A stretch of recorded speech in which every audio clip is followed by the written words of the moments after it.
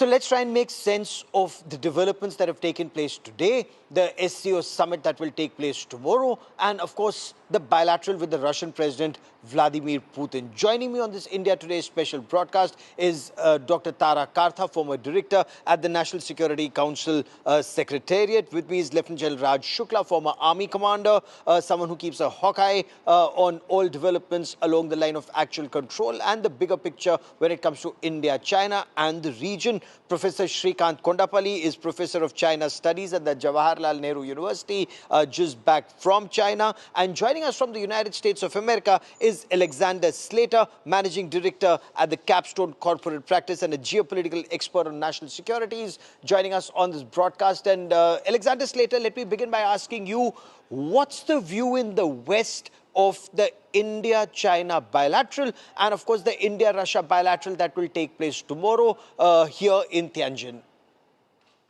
Gaurav, thanks so much for having me on. It's great to be with you and the other panelists here today. I thought your piece there ended very wisely, where you said that all of the gains that are ostensibly being made here in Tianjin between China and India depend on peace on the border. And as we've seen, that has been very hard to achieve recently. And depending on how you obviously measure peace, um, whether it's in 2020 or in 2023, issuing new maps, or even up until 2025, China's continuing issuance of new names on Arunachal Pradesh to kind of rename them in Chinese characters. I think this remains the deep view in the United States of what's going on here, that no matter the efforts on both sides to show a reconciliation, something that I would add predates the recent tension between India and the United States over trade and Russian oil. The Yes. long-term interests of the two countries just don't align. You have an armistice line from 1962, not peace between the two countries. And that is where, as you wisely pointed out, much of the tension arises from. We also, if you look into the future, there are some near-term catalysts that may arise that cause tension. It's unclear what the Dalai Lama's succession is going to look like. And that is something to China that is very, very sensitive. And of course, India also has significant interests in what happens there, given its close ties with Tibetans. And so I think in the West, the long-term view is that it's very hard to see how China and India really do reconcile, despite what's been happening over the last week. That's a very interesting perspective. Let me, throw it open for a wider discussion. General Shukla, how would you view the visit of the Prime Minister to China, his interactions with President Xi Jinping, and the point that India has reiterated cross-border terrorism in all its manifestations? That was an issue that India raised. And what does that mean when you raise this with China, when you talk about battling terrorism together in a situation where a state sponsor of radical Islamist terror, Pakistan, is a part of the Shanghai Cooperation Organization, even though this organization was formed to combat terror, and Pakistan was involved in the Pahalgam terror attacks, and China was helping Pakistan? So, I think fundamentally India has to reconcile to the fact that its rise will be undermined by competitors, adversaries, neighbors, partners, and even friends like the United States of America, which the Trump and MAGA camp has been doing for the last 3 to 4 months. I think the Trump administration has taken a rather a strategic view of the world, which is that they do not see strategic or the need for strategic convergence on China. Therefore, India is no longer useful. In fact, the Americans have been trying to do a deal with China for a pretty long time. So, I mean, if there is a problem on the LAC, that's one issue. The problems with the Americans are no less. These public broadsides, doing public diplomacy. I'll give you one example. There was a problem which the Americans had with India buying oil from Iran, but it was settled through mature, closed-door conversations. Yes. If you think you're going to bully a country like India, you are sadly mistaken.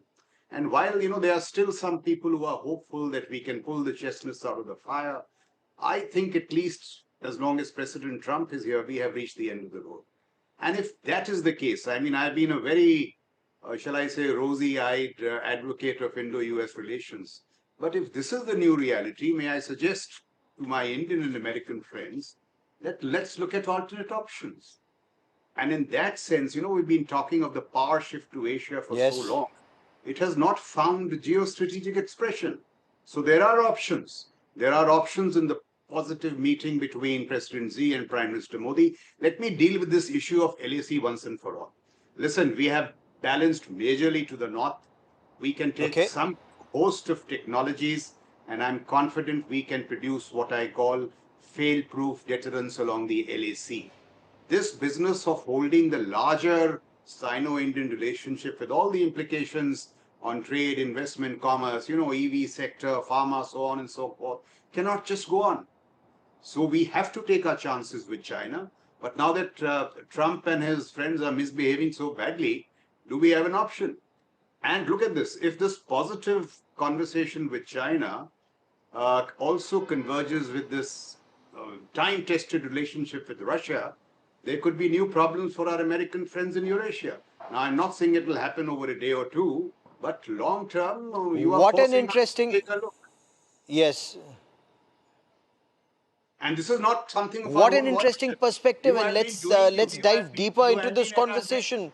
for the last 4 months. Absolutely. Oh, that's such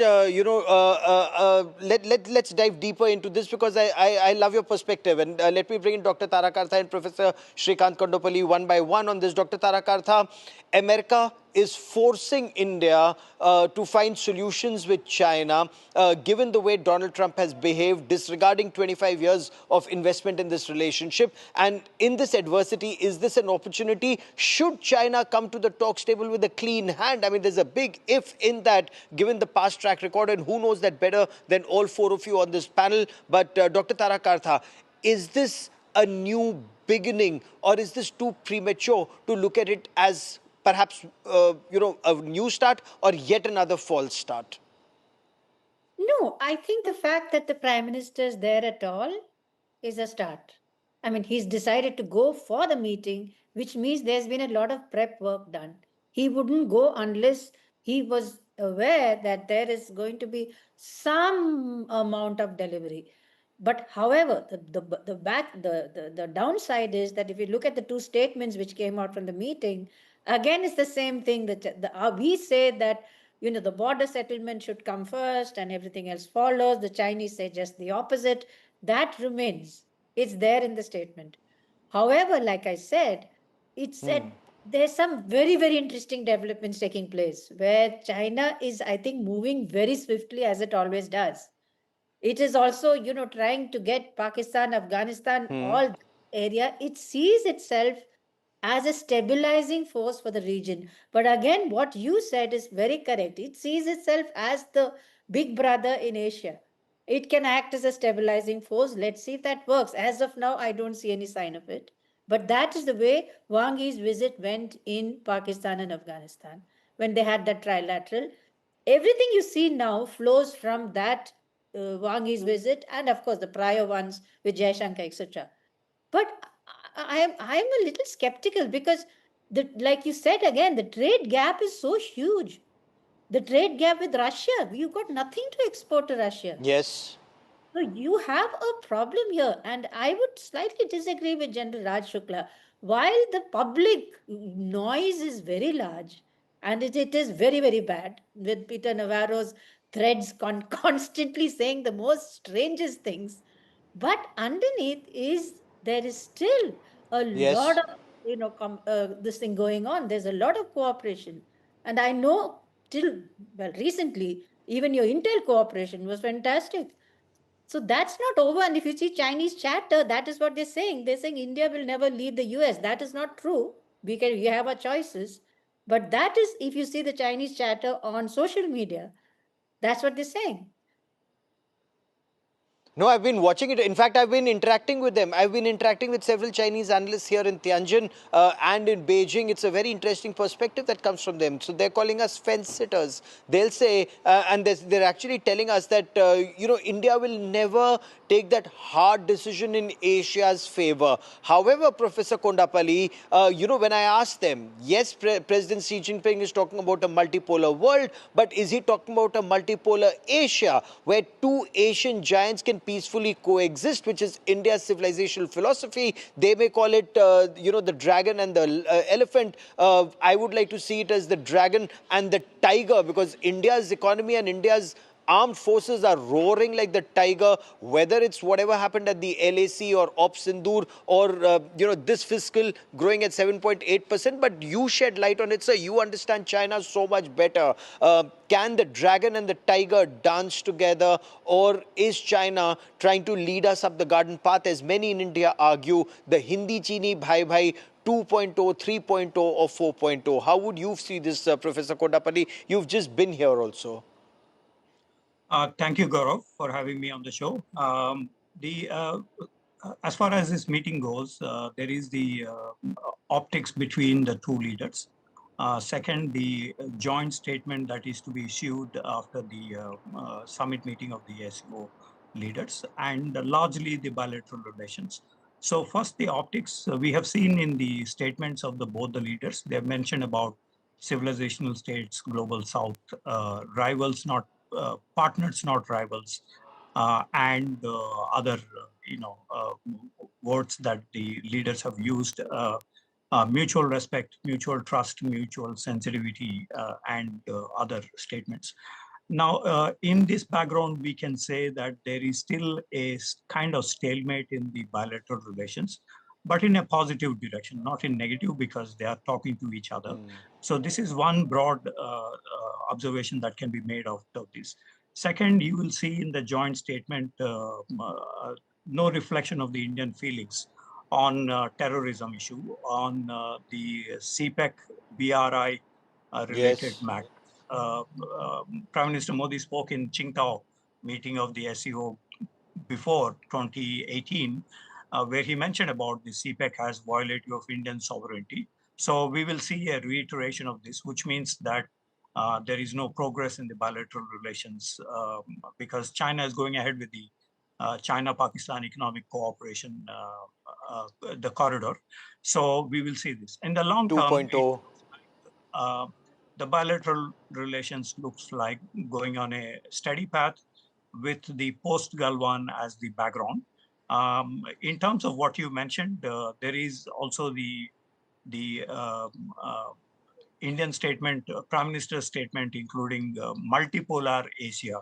That means that there is a concern, yes, because China is focusing mainly on the global multipolarity, meaning essentially an anti-US position, while India is mentioning about multipolar world and a multipolar Asia.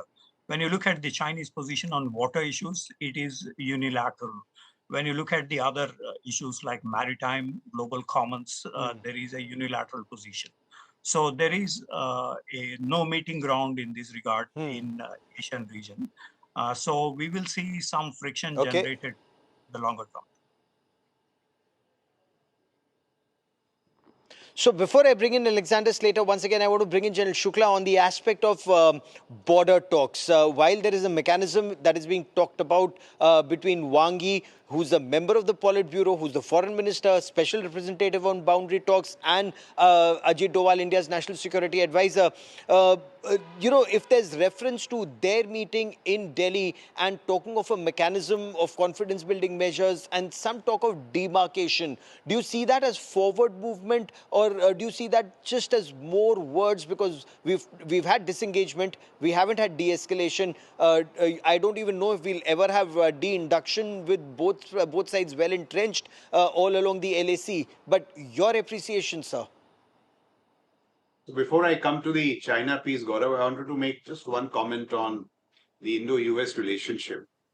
Even if this were just the tantrums of a maverick president, I would be okay with it. But there is greater layering. last year I heard Steve Bannon, who's at the heart of the MAGA advocacy, say that, this H-1B is a lie. It has been perpetuated on the Americans by American companies. The Indians are not talented. And lo behold, now you have Harvard Lutnick saying the same thing about revisiting H-1B. So it's not going to end with oil tariffs. It's going to go to people contacts, H-1B, and so on. So therefore, my optimism on reviving the Indo-US relationship is rather low. See, insofar as China is concerned, we must realize now we are a big power. Multipolarity in Asia will not be given to us on a platter. We'll have to contest it. We'll have to seek it, get it. And therefore now, along the LAC, what happened in Galwan was when we had not balanced to the north, we were balanced to the west. Now that we have balanced to the north, the government should tell the Chief of Defense Staff that, listen, you have balanced adequately to the north, take these technologies and please assure us that deterrence will not fail. Because the larger Indo-Chinese relationship is simply too valuable for it to, ride on failures or on the LAC. They just have to end. And in that sense, it can be done if such a political diktat is given to the armed forces. And I'm not saying that the Chinese are, absolutely innocent. They must be trusted only after verification. And the 3Ds that you mentioned, they are all very good, but they all rest on the fourth larger D, which is deterrence. I mean, militaries respond to deterrence. Disengagements, so on and so forth, are diplomatic matters. And the last point that I wish to make is that in the larger sense, of course, we have weaknesses. Unless we reverse these manufacturing dependencies, diversify trade, create some choke points. The Chinese have rare earths to handle with American misbehavior. What do you have? Mere pleadings don't do. So in the larger sense, we have to build these strategic choke points, deterrence, and we should never feel guilty because we were embracing America with such warmth. They are the guys who pushed us away. So there is no guilt here. And let me also tell you, we are also on a moral high. Oh, absolutely. Foreign policy also has a moral dimension. We are not somebody that you can, with a click of a finger, get us to you. We are not Pakistan. We are a nation with self-pride. And it is with great regret that I say this. But I think the time has come now to look for options beyond America. Their misbehavior has been rather hurtful. It indeed has been. And let me take that to Alexander Slater. America and India both invested more than quarter of a century in this relationship post 1999, and the manner in which Trump and the MAGA gang are behaving, it just shows a very crass behavior, Alexander Slater. I mean, as somebody who studies this subject, if America was talking about pivot to Asia, they were talking about Indo-Pacific, and suddenly from the White House to the Secretary of Defense, they're talking about Asia-Pacific and not Indo-Pacific. Is America furiously backpedaling? Are you looking at some kind of a G2 arrangement with China? And ultimately, would America end up benefiting China in the long run, which will ultimately challenge American supremacy in the world? So short-term gains, long-term losses for the America, Trump being penny wise, pound foolish. Gaurav, I think the sentiment that General Shukla expresses is a reasonable one, the one of hurt feelings. I certainly think that the two countries, as you say, over the last half century have worked very hard to build trust after a history before that was one of great difficulty. And in particular, over the time that I was in India, the last 5 years, I think amazing strides were made between the two countries.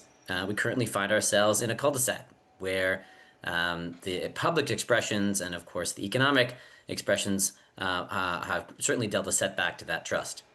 At the same time, I would say that the Trump administration does not trust China. That's clear. Whatever you want to say about what's been going on between India and the US on trade, most of what the Trump administration has been doing through tariffs is geared towards preventing transshipment of goods to third countries from China. And this is one of the areas where I think India does have a vulnerability. Gaurav, you pointed out at the outset that there was a massive trade deficit between India and China. We see this in other contexts like Vietnam, Thailand, and these are things that give the United States some sense of transshipment of goods from China that are masquerading as goods from other countries. And I think whether or not it's accurate, it's what the administration sees. And they're adopting a policy to try and stop that. And that's where a lot of the tariffs are coming from. These are reciprocal tariffs.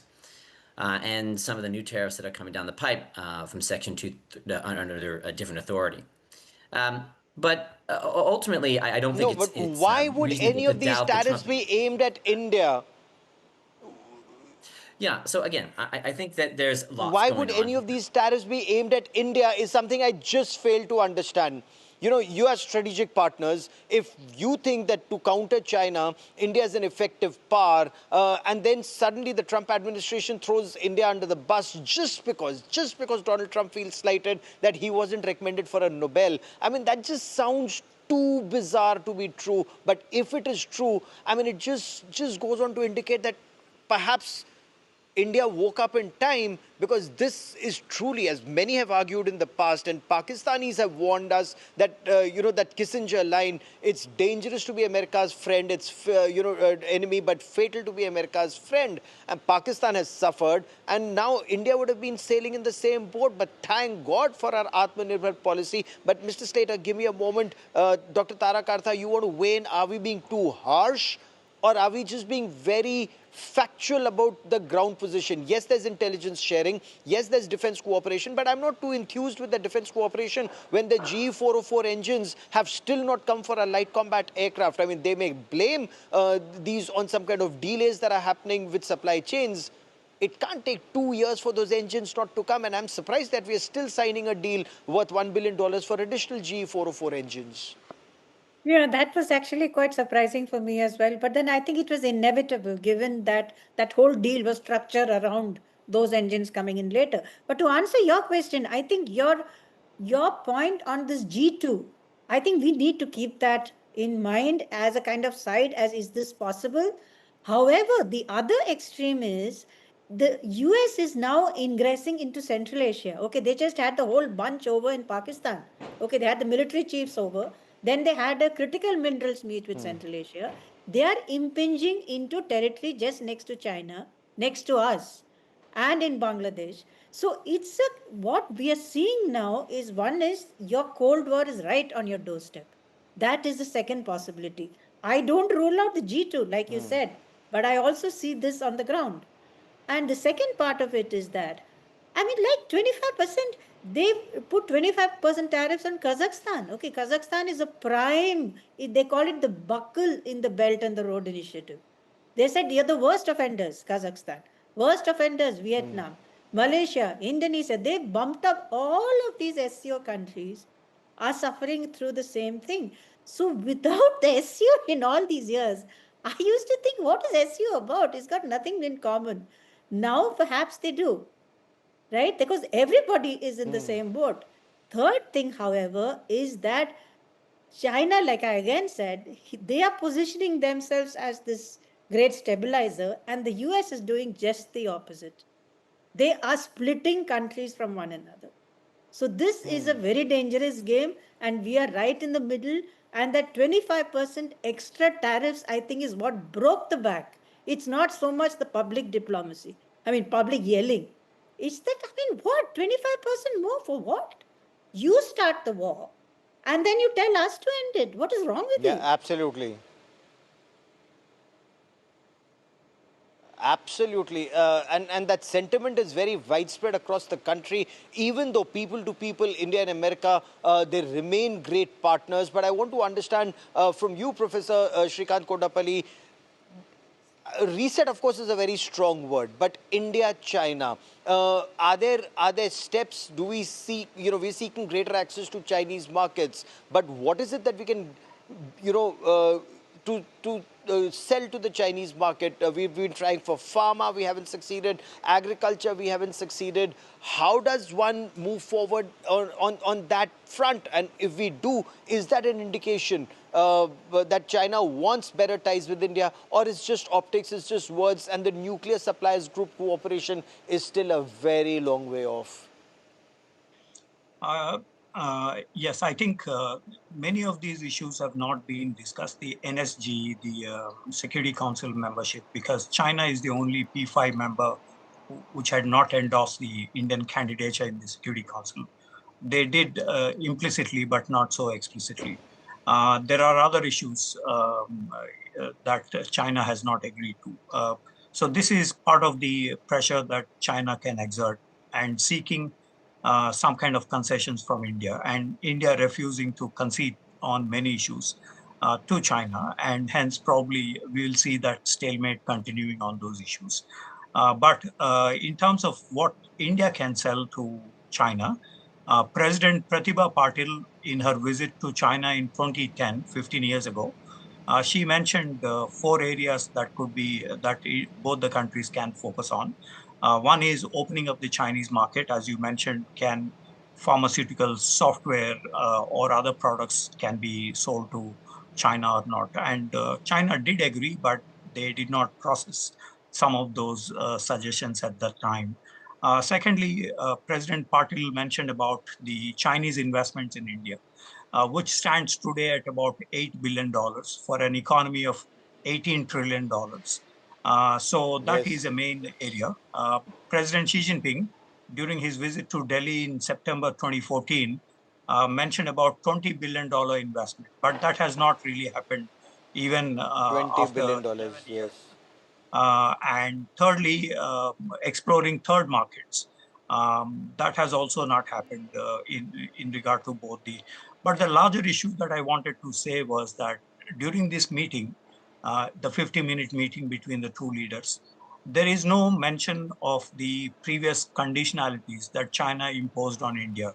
For example, after 1962 border clashes in 76, when we normalized relations, China had mentioned three conditions. One, India should accept Taiwan as part of Yes. China, one China policy. Second, that Indian government should not say China is a threat. And thirdly, the Indian media, like the India Today, is skeptical of China, and so they need to be muzzled. On that last issue, the MEA told the Ministry of Foreign Affairs in China that this is beyond our control, and we cannot say anything about the Indian media because of the constitutional rights that the Indian media has. On the second issue, Indian government has not mentioned so far. The Ministry of Defense annual reports or the MEA annual reports doesn't mention China as a threat in explicit terms. They mention challenge, they use other words, but it is not mentioned. So overall, we have not, and after Wang Yi's visit to Okay. Delhi on 1718, we have seen that the Indian side has given an explainer that there is no mention about Taiwan in the discussions, that India's position has not changed on Taiwan. So these three issues have not come about in the Yes. discussions between the two, which indicates that there is some progress actually, that they are not insisting on some conditionalities, and Okay. the bilateral relations are moving forward.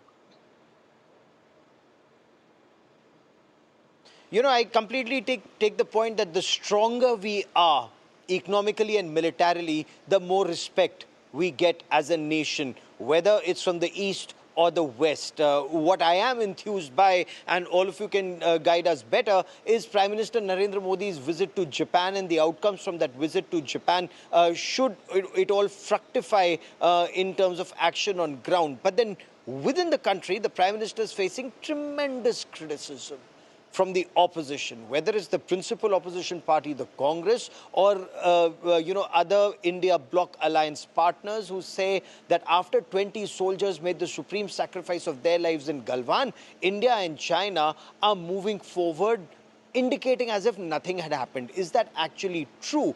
Because the opposition continues to ask, given the number of times India has been stabbed in the back, can India trust China? I get you this report, and we come back to our discussion with General Raj Shukla and all our other guests. Stay with me for a moment. Take a look at this report.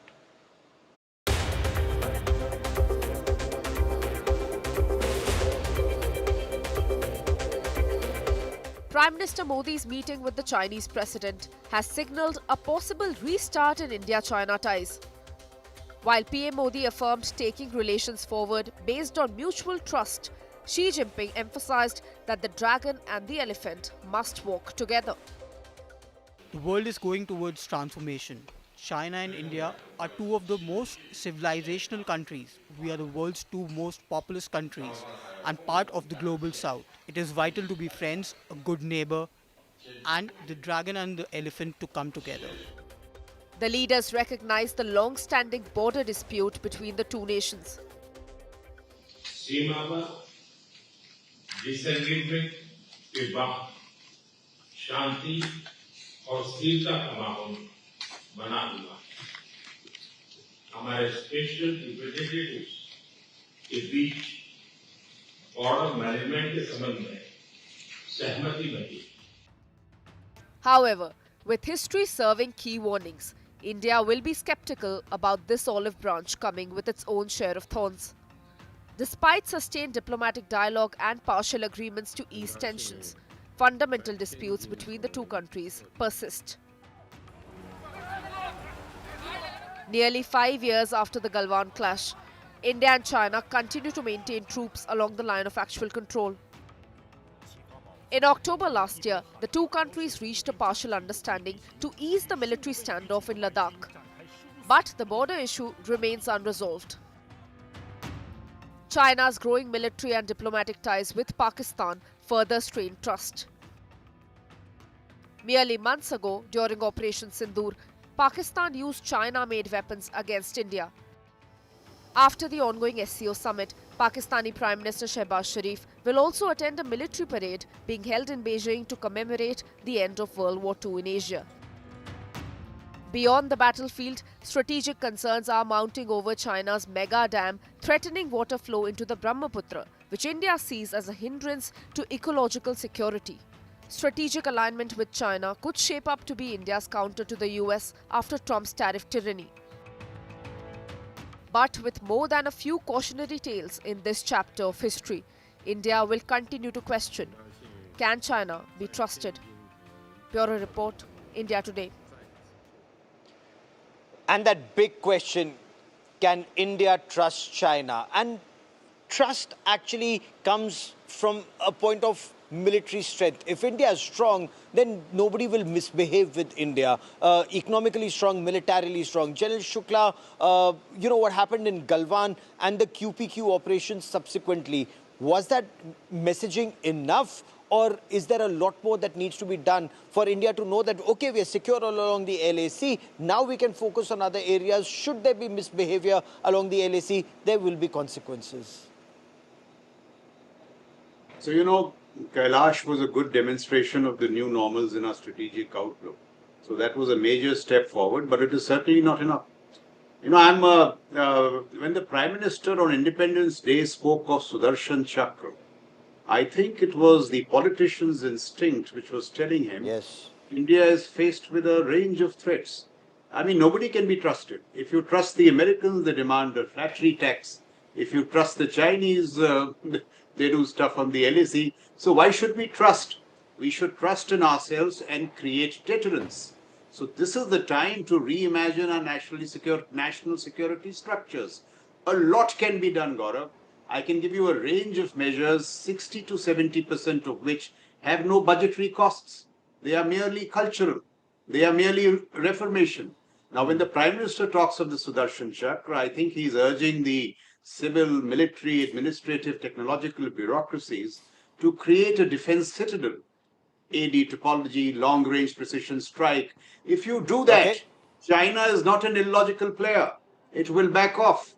But if you don't create deterrence Yes. and you have weaknesses, you will invite aggression from anybody and everybody. Why China? There is a lot to bother with Bangladesh. It's a new national security reality along the eastern horizons. So the short point is this, that India's rise we'll have to navigate our rise through multiple crises, conflicts, and confrontations, as also skillfully find our way between this contested, in my view, retreating hegemon USA and the near hegemon China. Nobody is a saint, but we have to create our strength, and if we do so, so we'll have to fight it out. Yeah. We'll have to fight and create our space. That's the thing. That's the point you're making. Retreating hegemon America. Alexander Slater, you agree with that description of the United States of America, and especially under Donald Trump, the manner in which the United States has behaved. In case India were to continue to take oil from Russia, if it benefits the Indian people, is the point that Prime Minister Narendra Modi has made. Do we see this relationship at perhaps an all-time low, at least as long as Donald Trump is in the White House?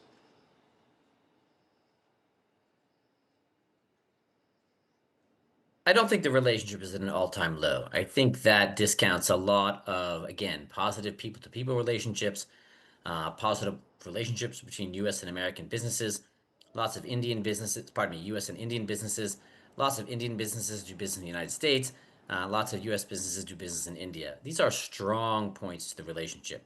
The trade relationship between India and the United States dwarfs that of India and China.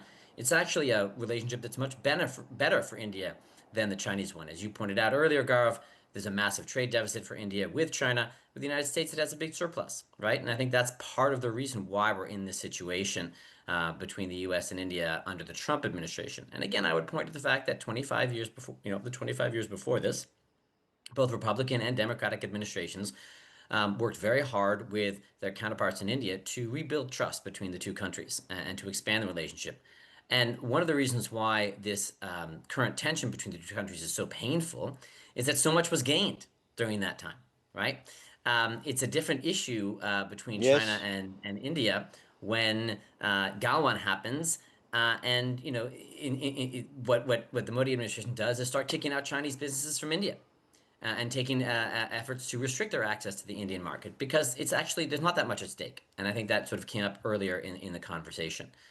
I don't think that what's happening between India and the United States right now will be a long-term thing. I don't think it's going to endure, despite the fact that there are some voices in the Trump administration that, as you pointed out earlier, are quite strident. There are other voices that are confident in their expressions of the opportunity to resolve the differences between the two countries. And I think India very much wants that, despite the fact that there is tension. Just 30 seconds, in your view, will President Trump come for the Quad Summit, or is the Quad Summit unlikely to happen this year? I think it's too soon to tell. I do hope that President Trump does come to India for the Quad Summit. I think it would be an important sign.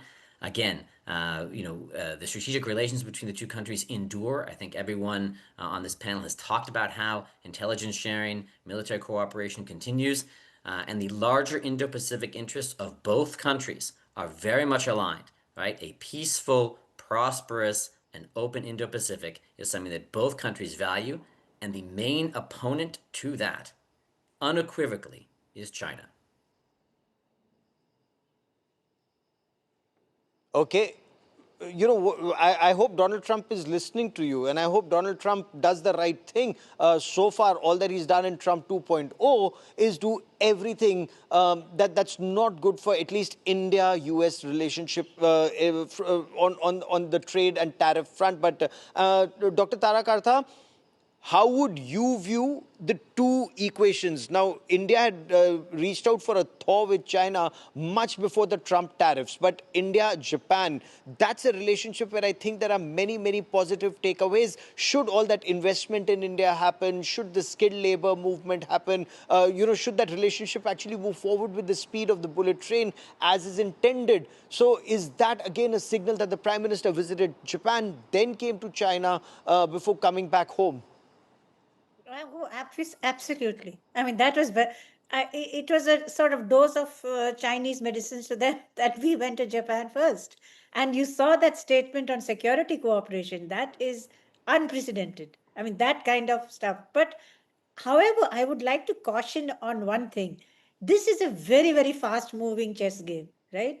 And the US, India, US, China, US, Japan, these are all separate relationships. You can't really put one for the other. They're different moves on the same chessboard. And I just want to, if I can take up just one issue, it's very easy to talk about deterrence against China.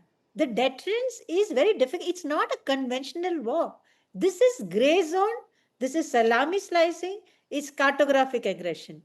How do you deter? To deter China, you need to have those same capabilities of working across the board in different levels of, what shall I say, of not confrontation, but of trying to get this relationship on a more equal scale. It's not just your troops. It's far, far more than that. How you play this game. And what you said exactly, No, it is also gray zone warfare. You're absolutely. yes.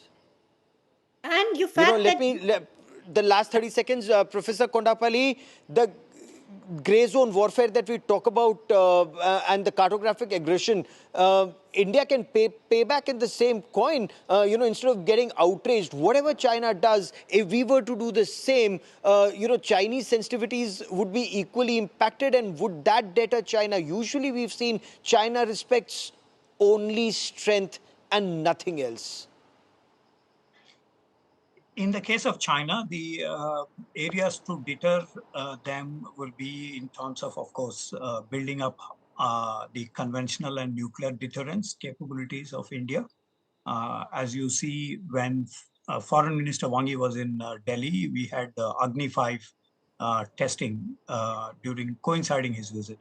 Of course, these are planned well in advance, but there is the element of signaling that he's mentioned. As you know, Agni 5 is more than 5,000 kilometers in radius. And obviously the signals are Yes. registered in China. The other areas is, of course, we need to maintain the growth rates at 7.8, as you mentioned, for the first quarter. And that builds up, a lot of capabilities like China has now in the infrastructure projects and in other areas. So I think that is a clear messaging that needs to be made on maintaining the growth rates.